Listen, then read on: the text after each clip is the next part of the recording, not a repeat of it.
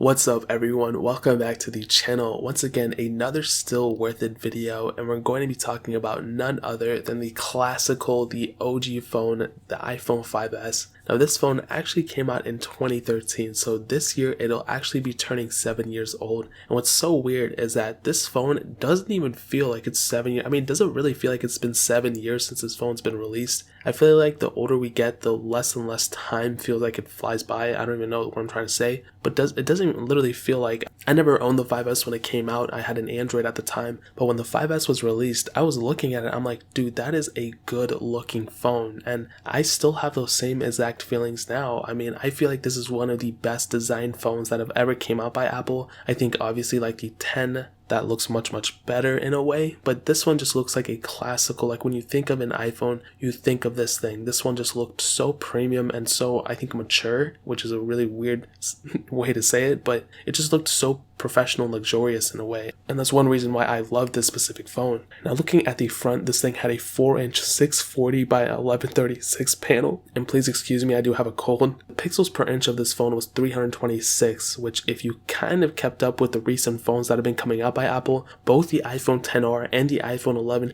have that same PPI. So I'm not trying to say, this panel is the same as those ones. Obviously those panels are better than this, but it's still kind of weird that Apple is still using the same PPI as this phone had back in 2013. So it's kind of weird that that was the case. On the bottom you have a lightning port as well as a headphone jack. Well, actually, even still looking at the front, you had Touch ID. This was the first iPhone to bring Touch ID, which is super important. We're still, Apple's still making the iPhone 8 and 8 Plus that still use Touch ID, and very soon we're going to be getting the iPhone 9 or the iPhone SE2 that will probably still have Touch ID as well. So Touch ID, this phone was the first one to implement it, and we still have those same exact features going into that phone that this phone started, which is pretty crazy.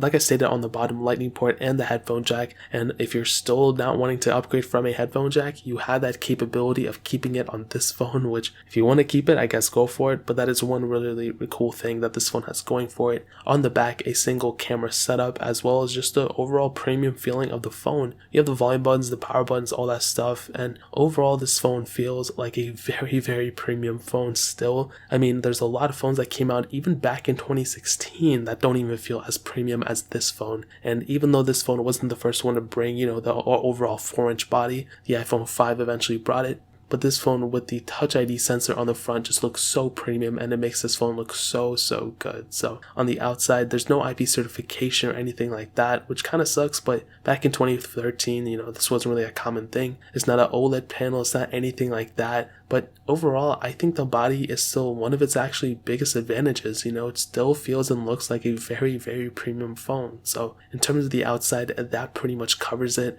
Now hitting on the software, this is probably the most fascinating thing about this phone and probably one of its biggest advantages. So it started off with iOS 7, okay, which was so long ago, and iOS 7 was actually probably the biggest update or upgrade coming from iOS 6 or coming from any iOS version at all. It was a huge UI refresh. It pretty much looks exactly like how we have now. Hopefully iOS 14 will also bring huge changes as well, but we are able to upgrade it to iOS 12.4.4. So if you kind of kept up with the recent times, I've been doing every single iOS review on the 5S since it's been released or since I've had it. And let's just take it this way. Apple is still supporting the iPhone 5S, technically speaking. I don't know if it's going to be getting an iOS 12.4.5, but if you guys haven't been keeping up with my videos, pretty much when a new iOS version comes out, like a full one, Apple stops supporting the older one. So once iOS 13 came out, or once iOS 12 came out, all iOS 11 devices were pretty much unsupported, but all devices got iOS 12, they got iOS 11. So when iOS 11 came out, all those iOS 10 devices stopped getting updates for the most part until recently, but for the most part they stopped getting updates. But now Apple still kept pushing updates for the iPhone 5S, which was super impressive. It got iOS 12.4.2, 12.4.3, and 12.4.4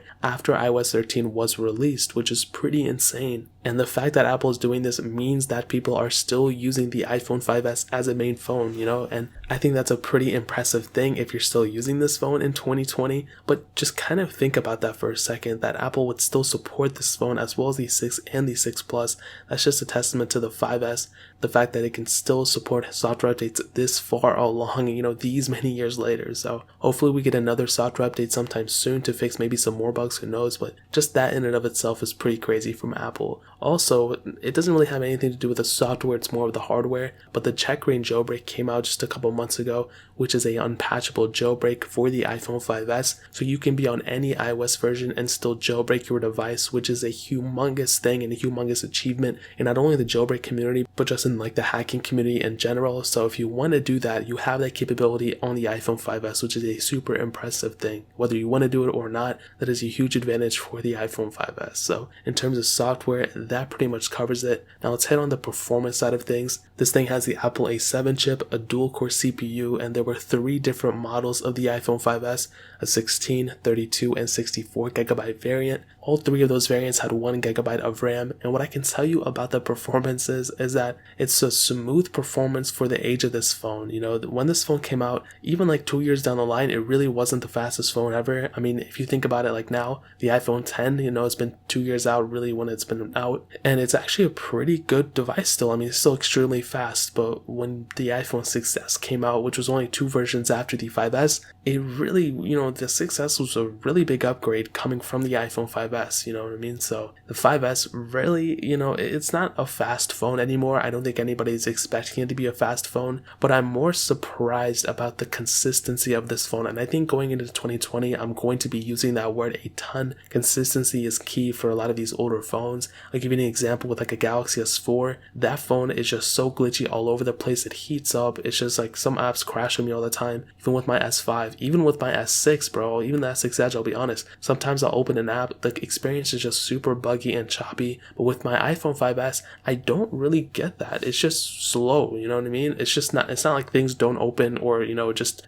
hangs up on me and I can't do anything with it. It's just a slow phone, which is expected, but the animations are pretty smooth. When I pull into system apps like the camera, it really doesn't take too much time, which is pretty impressive. So I'm more shocked about the consistency and just the smoothness of this phone. Yes, playing games and all those things takes a while to load, and even when it's loaded, it's still choppy, but I'm actually just pretty surprised about just the overall smoothness. So what I can tell you is the performance is actually not that good. When you're actually playing the games and everything and you're loading into the games, it's not that good of an experience, but it's a smooth experience even though it's slow. So that's the best way I can put it. I'm not trying to knock the 5S, but that's kind of one good thing. It's a disadvantage. It's a huge disadvantage that it's slow, but it's kind of an advantage that it's smooth at the same time. So I know it's kind of confusing, but that's pretty much the best way I would cover it. So moving on from the performance, I know this is a weird segue. Let's go ahead on the camera. This thing has a single 8 megapixel camera on the back and a 1.2 megapixel camera on the front. Now what I can tell you about that back camera is it's pretty much what you expect. It's not going to be a crazy 4K resolution at full HD, whatever. It's not going to be anything like that. It's a very standard camera. It gets the job done for the most part. I mean, you can take photos with it, and if you're in good lighting, you'll definitely take pretty good photos. Throughout the years that I've owned this phone, I've seen pretty good photos taken from it. I don't think I've done a camera comparison between this phone and the iPhone 10 or 10R or something like that. Maybe I did one back in the day for the iPhone 7, but this phone's camera is really limited by the hardware, as well as just the hardware. That's really the biggest disadvantage. The software is what you expect from an Apple device, but you cannot shoot 4K videos at even 30 frames per second, let alone 40. But also there's no secondary or third lens. You don't have a telephoto lens or an ultra wide sensor, which going into 2020, those are the things that you're really going to start feeling left out on. If you own a 5S or even up to an iPhone 7 or even iPhone 8, those phones only have a single camera setup. So you're going to feel like you kind of have, a disadvantage when taking photos compared to these new phones that are coming out that have multiple camera lenses. But this phone came out in 2013, so it's kind of no phones at that time had a camera or more than one camera setup. So what I'll tell you is this: it's a good camera for the price and for the age of this phone, but in reality, it's not my first choice. Now, ending it off with the battery life, this thing has a 1,560 milliamp hour battery, and it's actually not that bad of a battery life, for a phone of this caliber, if it was that full 100%. However, this battery has degraded quite a bit, so it's not, my ideal battery life of choice. you could probably get a day out of it. My standby time is actually pretty decent on it because this phone is vastly underpowered. The screen really isn't that crazy of a resolution. It's a small screen at that. The disadvantage is that on stock, if you're buying it used, which is the only way to buy it, the battery has probably degraded, and Apple doesn't let you see the battery life in the settings or battery health in the settings app, which is a stupid thing. I don't know why they ever did that. However, the biggest advantage for the iPhone 5S is that parts to fix this thing are so cheap. You can easily go buy a brand new screen or buy a brand new battery on eBay and replace parts of this phone for yourself, and you can save yourself a ton of money. That's a huge advantage for the iPhone 5S. And to kind of sum up this whole entire video, and answer the question, is the iPhone 5S still worth it in 2020? I will tell you, you know what? If you're using it now, I'm gonna be honest, I'm surprised that you're still using it. I don't think this phone is worth it for a vast majority of you. However, what I will say is that there's really, really good used phones nowadays. You can easily get an iPhone SE for like $60. If you really look hard enough, you can get an iPhone 6s, which is probably the lowest I would go in terms of iPhones. I would not get an iPhone 6, but to get an iPhone 5s, I probably would not recommend it anymore. It's just a very slow device, and you're limited on a lot of stuff, and it's just really not worth it at the end of the day. I think it brought a lot to the table. I think it's definitely an important phone and an important iPhone at that, but I don't think people should still be using it nowadays going into 2020. So if you want to pick up an iPhone SE or an iPhone 6s, eBay is probably the best way to get it for the cheapest price, but I will find the cheapest one on Amazon and link it down in the description below so you guys can get it from there and help support the channel at the same time. But that is pretty much it. If you guys have any other questions or anything, leave it down in the comment section as well. Hit that like button, that will mean so much, but definitely hit that subscribe button. Every single subscriber that we get really does count, so it'll mean so much if you guys could hit that. Also check out the other links down in the description as well. My Twitter, my Instagram, my second channel, all those things are linked down below. I'd really appreciate if you guys would check it out. But more importantly than everything else, I love every single one of you guys. Hopefully I'll catch you guys in the next video. Peace out.